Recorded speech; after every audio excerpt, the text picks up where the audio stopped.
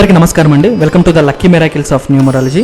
ముందుగా అండి, ఈ వీడియోలో నేమ్ న్యూమరాలజీ అంటే ఈ 21వ శతాబ్దంలో సక్సెస్ అయినారు అంటే ఆల్మోస్ట్ వాళ్ళ పేరు వాళ్ళ డేట్ ఆఫ్ బర్త్డేకి తగ్గట్టు అనుకూలంగా ఉన్నట్టే అండి. అంటే నేను ఈ వీడియోలో డిస్కస్ చేస్తానండి దాని గురించి. అంటే ఈ 21వ శతాబ్దంలో సక్సెస్ అనే మాట చాలామందికి ఒక గోల్ అయిందండి. అంటే మీరు వింటూ ఉంటారు, నేను ఎట్లా తిరిగి ఆ ఫీల్డ్లో సక్సెస్ కావాలా, నేను ఎట్లా తిరిగి నెంబర్ 1 కావాలా అని. ఈ పదాలు ఎక్కువ మీరు ఈ మధ్య కాలంలోనే వినింటారండి.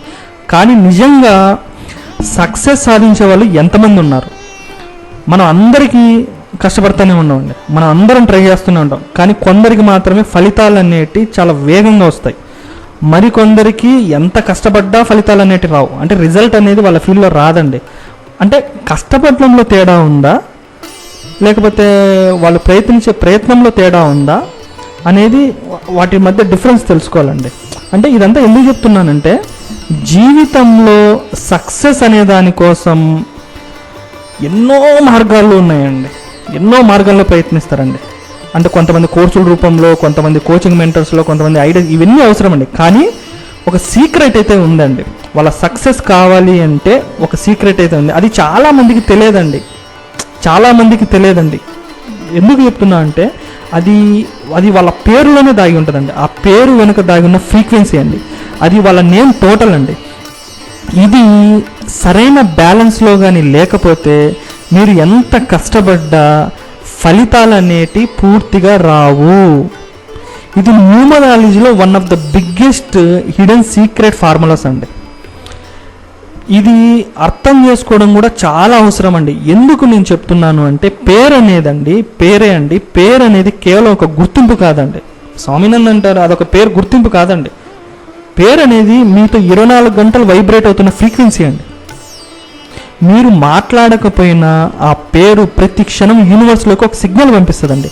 అది సరిగ్గా కానీ ట్యూన్ అయి ఉంటే యూనివర్స్ అనేది మీకోసం డోర్స్ అనేటివి ఓపెన్ చేస్తుందండి. కానీ ఆ సిగ్నల్ తప్పుగా కానీ ఉంటే మీరు ఎంత కష్టపడ్డా కానీ కొన్ని డోర్స్ మూసుకుపోతాయండి. ఇది అర్థం చేసుకోవాలండి. ఈ 21వ శతాబ్దంలో ఈ సక్సెస్ ఫార్ములా కేవలం హార్డ్ వర్క్ మీద ఆధారపడదండి. కష్టపడు, చదువు, కష్టపడు, వర్క్ చేయి, నువ్వు ఖచ్చితంగా పైకి వస్తావు అని అంటారు. కానీ ఒకటైతే చెప్తా చూడండి, కష్టం ఉండాలి. కష్టంతో పాటు ఏముండాలంటే రైట్ నేమ్ అనేది, టోటల్ ఫ్రీక్వెన్సీ అనేది కరెక్ట్గా ఉండాలండి. అప్పుడు మాత్రమే మీకు కంప్లీట్గా రిజల్ట్స్ అనేటివి వస్తాయి. అర్థమవుతుందంట. ఇప్పుడు మీరు గమనించారండి, కొన్ని పేర్లు వింటేనే ఒక స్పెషల్ ఎనర్జీ అనేది ఉంటుంది. వారి పేరు చెప్పగానే ఒక కాన్ఫిడెన్స్ వస్తుందండి, ఒక అథారిటీ వస్తుంది, ఒక మ్యాగ్నెటిజం అనేది అనిపిస్తుందండి. అర్థమవుతుందా?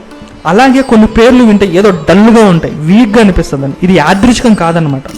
ఇది నేమ్ టోటల్లో ఉండే వైబ్రేషన్ అండి. ఇది నోన్ టోటల్లో ఉండే వైబ్రేషన్ వల్లే అండి. ప్రతి ఆల్ఫాబెట్కు ఒకే ఒక సంఖ్య ఉంటుందండి. ఆ సంఖ్యలు అనేవి కలిపితే వచ్చే నేమ్ టోటల్ అనేది ఒక స్పెసిఫిక్ ఫ్రీక్వెన్సీని రిప్రజెంట్ చేస్తుంది అనమాట. ఆ టోటల్ అనేది ఆ యూనివర్సల్ ప్లానెటరీ ఎనర్జీకి ట్యూన్ అయి ఉంటుంది అనమాట. ఆ వ్యక్తి జీవితం అనేది చాలా వేగంగా ఫార్వర్డ్ అవుతుందండి. అంటే మీరు పుట్టిన డేట్ ఆఫ్ బర్త్డేకి ఆ పేరు అనేది ట్యూన్ అవుతుంది.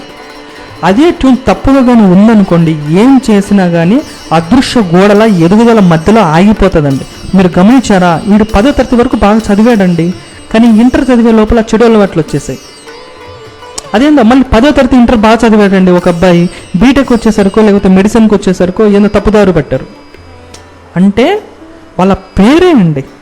మా వాడండి చాలా బాగా చదువుతాడండి, ఎందుకు బీటెక్ అయిపోయింది, ఉద్యోగాలు రావడంలా, ఏ మెడిసిన్ చేసాడు, ఏం చేయాలో అర్థం కావడం. ఇవే క్వశ్చన్స్ అండి నాకు వచ్చే ఫోన్ కాల్స్లో. ఇలాగే ఉంటుంది. ఇక్కడ మీరు గమనించాలండి, అది మీ పిల్లల తప్పు కాదండి. చిన్నప్పుడు మీరు పేర్లు కానీ కరెక్ట్గా కానీ పెడితే ఆటోమేటిక్గా వాళ్ళు అభివృద్ధి చెందుతారండి. మీరు ఇక్కడ చాలామంది చేసే ఒక పెద్ద మిస్టేక్ ఏంటంటే, వాళ్ళు అనుకుంటారు నేమ్ టోటల్ బాగుంటే చాలు సక్సెస్ వస్తుందని అంటారండి. కానీ కాదండి, ఇది పూర్తి ఫార్ములా అయితే కాదండి. నేమ్ టోటల్ అనేది బాహ్య ఫ్రీక్వెన్సీ అండి. కానీ పేరు లోపల ఉన్న వొవెల్స్ కానీ కాన్సోనెంట్స్ కానీ బ్యాలెన్స్ అనేది చాలా ముఖ్యమండి. ఈ ఎక్స్ప్రెషన్ నెంబర్స్ అంటారు. ఈ ఎక్స్ప్రెషన్ నెంబర్స్ చాలా జాగ్రత్తగా నేమ్ కరెక్షన్ చేసేటప్పుడైనా, నేమ్ పిల్లలకు పేర్లు పెట్టేటప్పుడు జాగ్రత్తగా చేయాలి. నేను ఎగ్జాంపుల్ కూడా ఇస్తాను, ఓకేనా?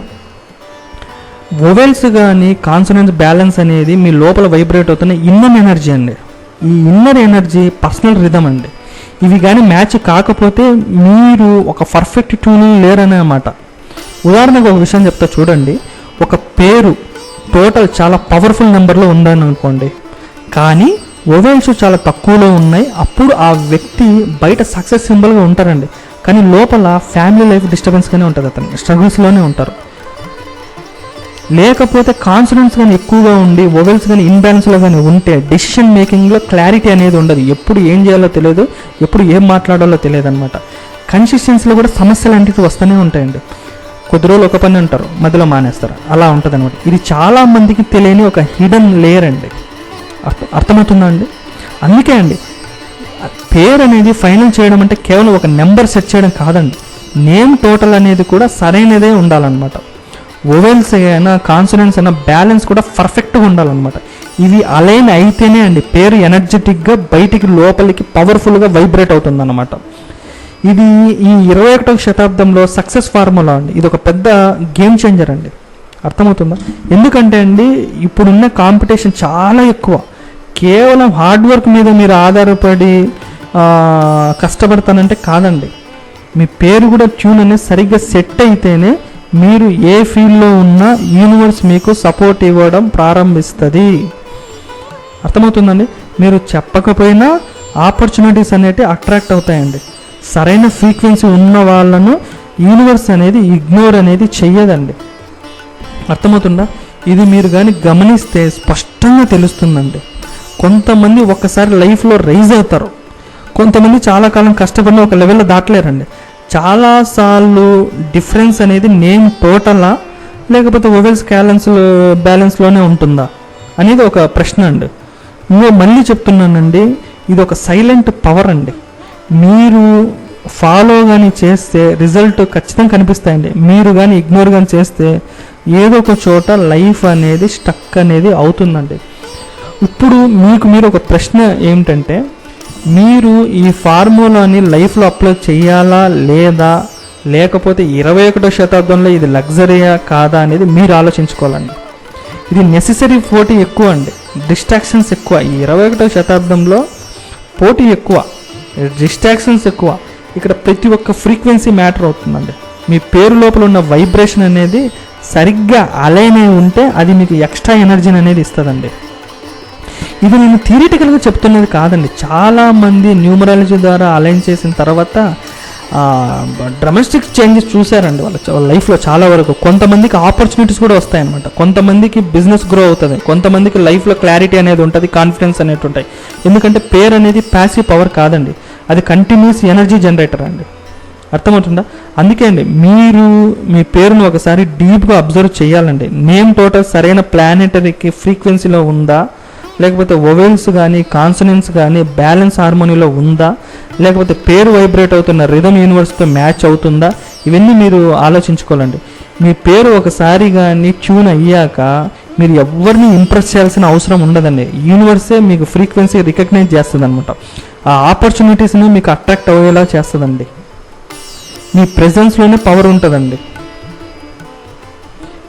ఈ 21వ శతాబ్దంలో ఇప్పుడున్న వాటిల్లో నాలెడ్జ్ ఒకటే ఉంటే సరిపోదండి. నాలెడ్జ్తో పాటు హార్డ్ వర్క్ మాత్రమే కాకుండా నేమ్ టోటల్, ఎక్స్ప్రెషన్ నెంబర్స్ సక్సెస్ఫుల్గా ఉంటేనే మీ లైఫ్లో ముందుకు పోగలరు. మీరు ఈ ఫార్ములాను సీరియస్గా తీసుకుంటే మీరు ఇప్పుడున్న మీ చేసే వర్క్లో ఒక ఆర్డినరీ పర్సన్ లాగా తయారు కారండి. మీ ఎనర్జెటిక్ సిగ్నల్ ట్రాన్స్మిట్ చేస్తానే ఎక్స్ట్రాడినరీ వ్యక్తిలాగా మీరు తయారవుతారండి. అందుకే నేను చెప్తున్నానండి, ఈ రోజు నుంచి ఒక నిర్ణయం తీసుకోండి. మీ పేరు ఫ్రీక్వెన్సీని, నేమ్ టోటల్ని, ఎక్స్ప్రెషన్ నెంబర్ని సరిగ్గా అలైన్ చేసుకోండి. మీ పేరు మీకు పని చేయనివ్వండి. మీ సరైన ట్యూన్లో ఉన్నప్పుడు మీరు మాట్లాడకపోయినా మీ పేరు ముందుగా పనిచేస్తుందండి. మీ డోర్స్ అనేవి ఓపెన్ అవుతాయండి. లక్కీ ఫేవర్ అనేది అవుతుందండి. గ్రోత్ అనేది న్యాచురల్గా ఫ్లో అవుతుందండి. అర్థమవుతుందండి? ఈ 21వ శతాబ్దంలో సక్సెస్ కావాలంటే కేవలము కష్టపడటం కాదండి, మీ పేరు ఫ్రీక్వెన్సీని కూడా సరిగ్గా అలైన్ చేయాలన్నమాట. ఇది సీక్రెట్ కాదండి, ఇది ఒక సక్సెస్ ఫార్ములా.